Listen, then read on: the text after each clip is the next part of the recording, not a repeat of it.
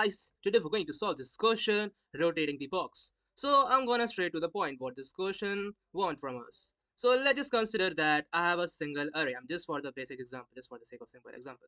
Let's say I have a simple array, and in this hash denotes that it is a stone, and whereas dot denotes that it is empty. I mean there is one more case in which asterisk means obstacle, but we'll get back to that.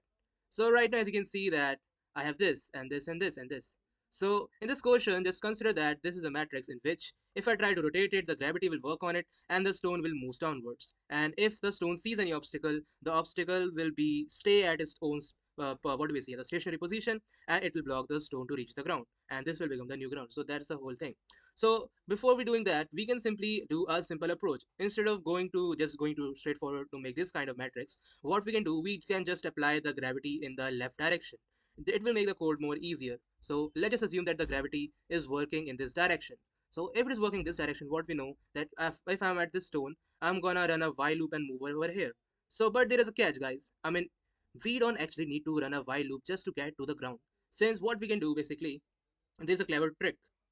Instead of just doing a while loop, what we can do, I mean, there is a brute force which is this way, but what we can do, we can consider a variable called g, which is ground.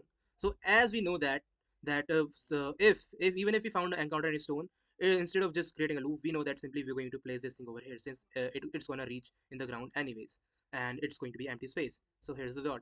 Now the thing is, we're going to iterate our array in reverse order so that we will get to know that when we have encountered an obstacle or when we have encountered the stone.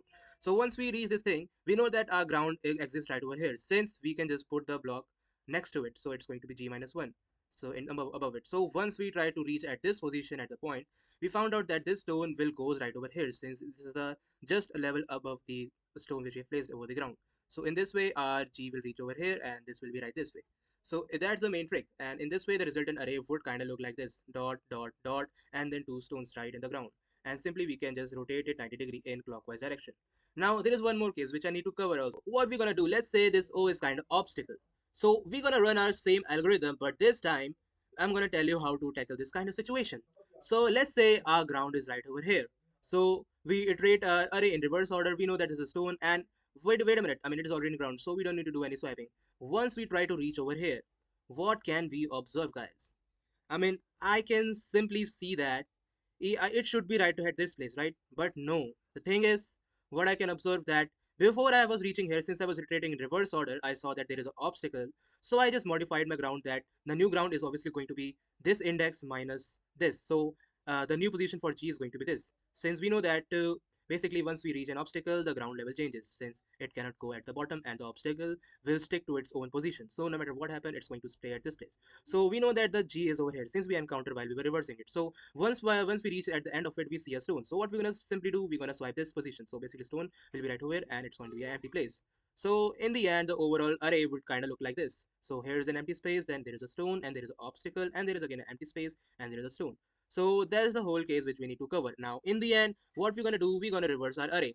So how can we do that? I mean, there is not a big deal kind of doing this, since basically what we, I mean, just I'm gonna give you a simple, straightforward example. So let's say I have this kind of array. This contains this array, and this is this, and then I have this array, and this is this, which is kind of look like this: 1 1 1 1 1. Just for the sake of simplicity, I'm going doing it this way, and then we'll kind of look like this: 2 comma 2 comma 2 comma 2 comma 2. Now according to the question, they want us to retain the, I mean, they want us to return the array which is in rotated 90 degree angle. So the array would kind of look like this: 2 comma 1, then again it's gonna 2 comma 1 4 times, since the dimension will reverse. Like let's say, I mean, it is 2x4 time of array, and in this it is basically 4x2. In this way, I mean, this is kind of the array look like. So basically it will be reversed order. I mean, you must be thinking that this could be the first position, but no, bro. I mean, this is the first position, since I mean, if you just imagine like in this way, if you try to move this thing will come over here. If you move this thing will come over there. I'm just gonna show you a simple trick how to do this thing. I mean, it's kind of easy, but I mean, just a reverse loop, not a big deal. So like I said, we're gonna consider two variables, the row and column. So let's say row is going to be this, and column is obviously gonna be like this.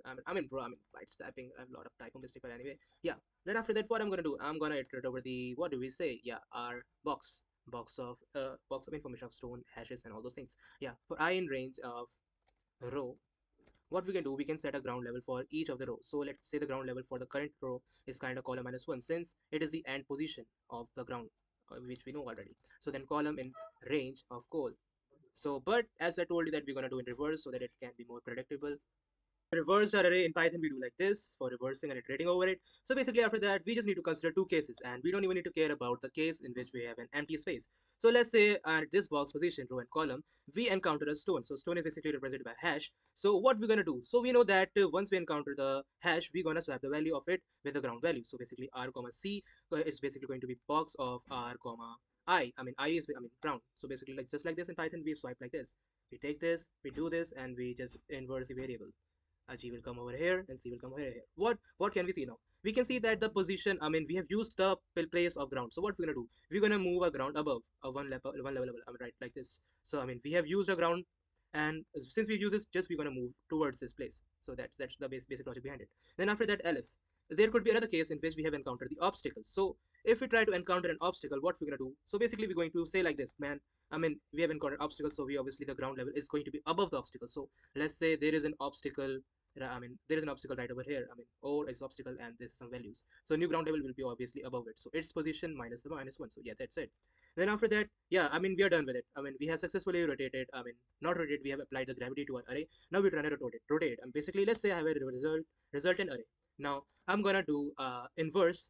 I mean, let's say if we're trying to rotate it, we're gonna do the inverse. So basically, if our column in call, I mean in range of call, just to make it array and it will iterate over it, call, and then I'm gonna create a variable answer which gonna store the values in reverse way. Then for r in range of row, I mean, you must be thinking, I mean, it should be reversed. I mean, according to the question, it should be reversed.